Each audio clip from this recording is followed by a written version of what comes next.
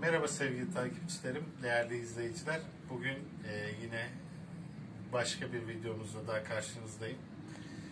Bugün yapacağımız işlem ise motorun araca göre sol tarafındaki motor takozunu değiştirme işlemi. Bu işlemi nasıl yapacağımızın detaylarını videomuzda size adım adım anlatacağım. Yalnız videomuza başlamadan önce lütfen kanalıma abone olmanızı rica ediyorum. Kanalıma abone olmak ise çok kolay. Sağ alt köşedeki kırmızı araba resmine tıklayarak kanalıma abone olabilir. Çan resmine de simgesine de tıklayarak bildirimlerinizi açabilirsiniz. Arkadaşlar yeni nesil motorlarda 3 adet takoz bulunmakta. Motor takozu. Daha doğrusu 2 adet motor takozu, 1 adet şanzıman takozu. Yani normalde motor aksamı şanzımanla birlikte 3 noktadan bağlı.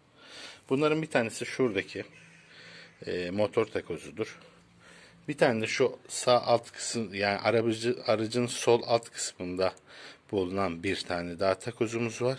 Ve bir tane de şu altta yine alt kısımda aracın ön tarafına doğru, yani kabin kısmına doğru olan şanzıman takozumuzdur. Bu takozların arızalı durumunda motor sarsıntılı çalışır. Çok sarsıntı yapar. Bu durumu ortadan kaldırmak için ise o motor takozlarını değiştirmemiz gerekecektir. Motor takozunun aracın sağ taraftakini daha önceden değiştirmiştim. Sol taraf ve şanzıman takozumuzu da aldım. Orijinal motor takozumuz orijinal. Benim aracım Fiat olduğu için Lancia'nın Fiat'ın ve Alfa Romeo'nun kullandığı orijinal ithal takozdur. Takozun kendisini göstereyim sizlere. Şu şekilde arkadaşlar. Alt kısımda kalan motor takozumuz. Kare koduydu burada. Görmüş olduğunuz üzere Lancia, Fiat, Alfa Romeo diye orijinal olduğunu da belirten yazı ve amblemleri de bulunmakta. Arkadaşlar satıcıdan orijinal istiyorum dedim, opal istiyorum dedim. Ancak şey dediler, bilmiyorum, belki de beni kandırmış da olabilirler. Artık bunun orijinal markası bu diye Global Otomotiv diye bir markanın şanzıman takozunu verdiler. Şanzıman takozumuz da bu şekilde arkadaşlar. Sağlam. Şimdi ben söktüğümde göstereceğim size. Şuradaki normalde benim kabuçukları daha önceden bakmıştım. Çatlamış kenarlarından. İleriki süreçlerde bu bize sorun yaşatabilir. Bu sorunu yaşamamak adına tamamen bozulmadan takozlarımızı değiştireceğiz. Şimdi aracın alt kısmına geçeceğiz ve nasıl değiştireceğimi hep beraber göreceğiz. Sevgili arkadaşlar, şimdi aracımızın sol tarafındaki motor takozunu değiştireceğiz. Fakat bu motor takozumuz bu akünün falan altında kalıyor.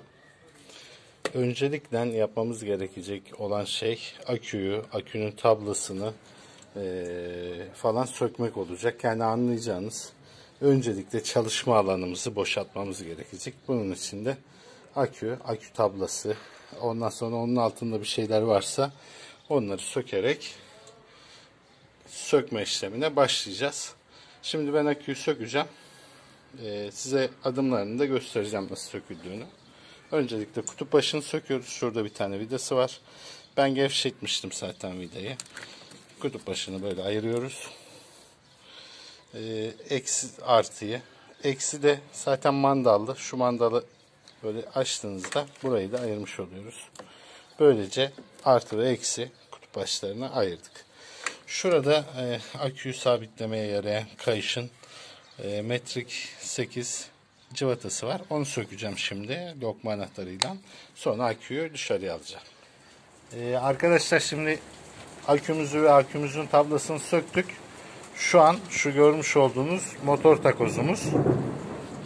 Motor takozumuzu tutan şurada 1, 2, 3 ve şu arka tarafında bir tane daha vida var. Yani toplamda 4 vidayı söküp buradan motor takozumuzu boşa çıkartacağız. Ancak bu işlemi başlamadan önce motorumuzun alt kısmına kiriko yardımıyla takozu almamız gerekecek. Şuradan takozu almazsak vidaları açtığımızda motorumuz yere düşecektir.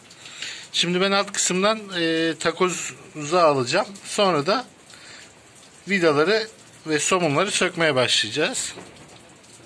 Arkadaşlar şimdi arabamızı alt kısımdan takozu aldık kirikoyla. Bu takoz işlemi çok önemli dediğim gibi. Şimdi bu takozdan sonra direkt üst taraftan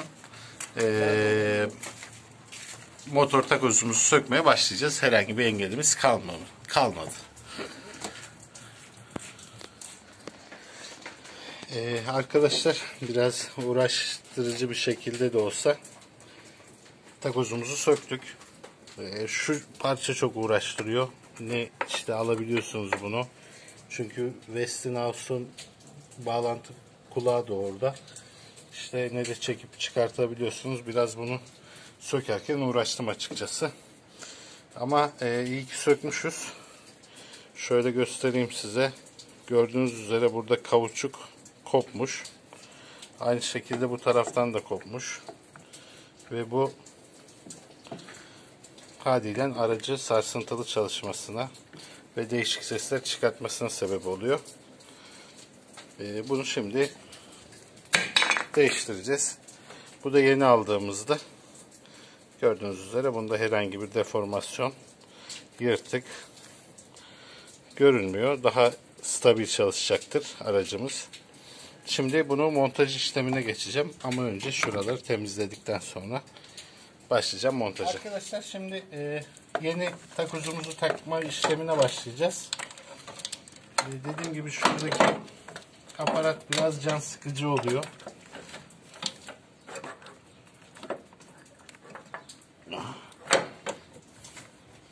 Çünkü engelliyor.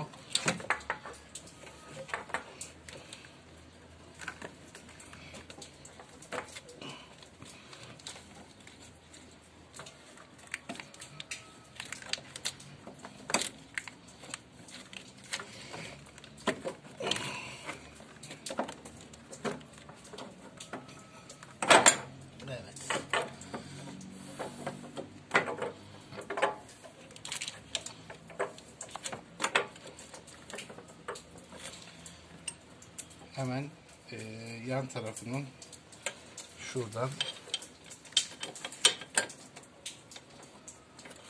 cıvatasını tutturuyoruz.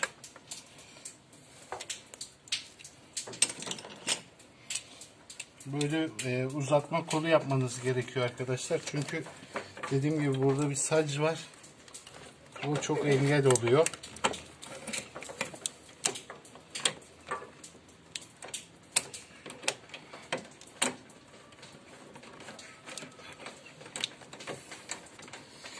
Tabii bu vidaları sıkarken de şuna dikkat etmemiz lazım. Orantılı sıkmak gerekiyor. Yani bir tarafı fazla sıkarsanız diğer taraf havada kalır. Onun için bir tarafı biraz sıktıktan sonra diğer tarafı sıkarak, yani boşluklarını ala ala yapmamız gerekli.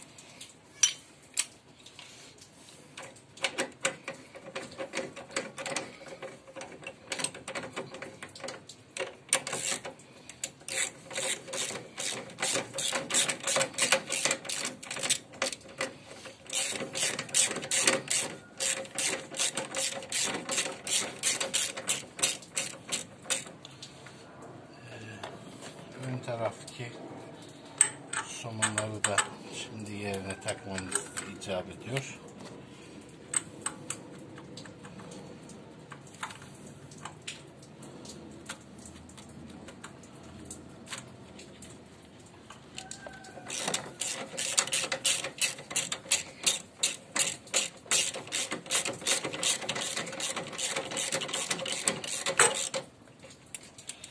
Gördüğünüz üzere eğer senkron bir şekilde sıkmazsanız böyle pat diye diğer tarafı boşluğu atıyor.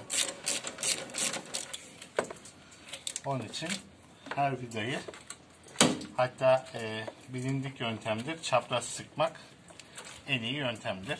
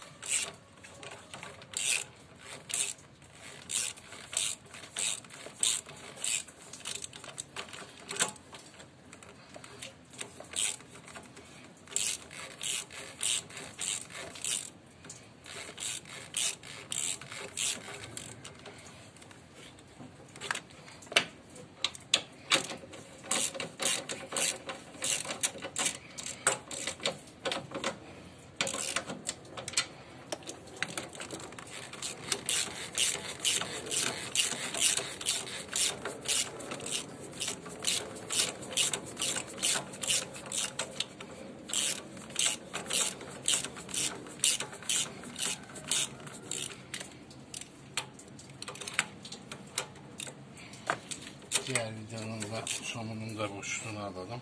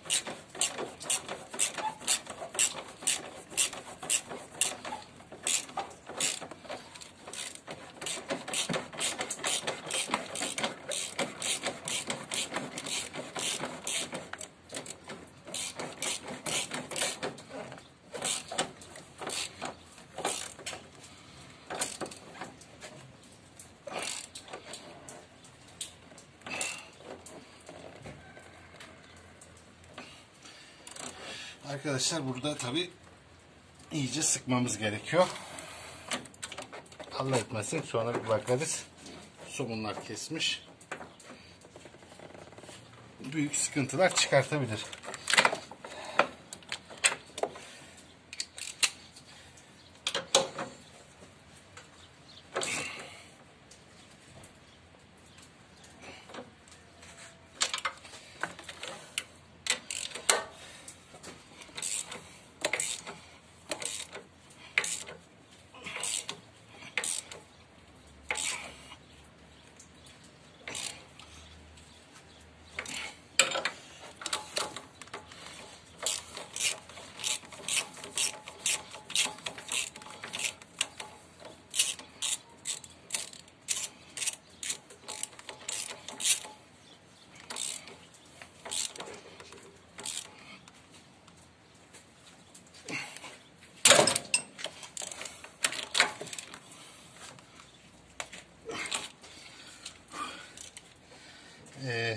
Şimdi arkadaşlar motor takozumuzu yerine yerleştirdik. Alt kısımdan şimdi ben trikoyu da boşaltıyorum.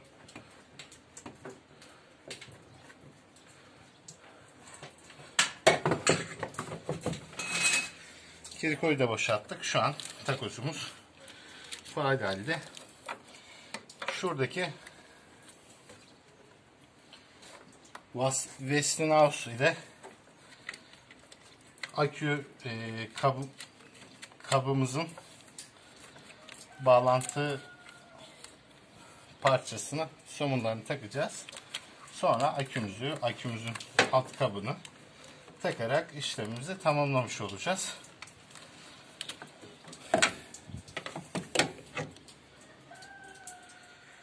Arkadaşlar, bağlantılarımızı tamamladık. O parçayı da taktık. Şimdi akümüzün alt kabını vidalarını takıyoruz. Akümüzün kabını monte etmiş olacağız. Sonrasında akümüzü takarak işlemimizi bitireceğiz.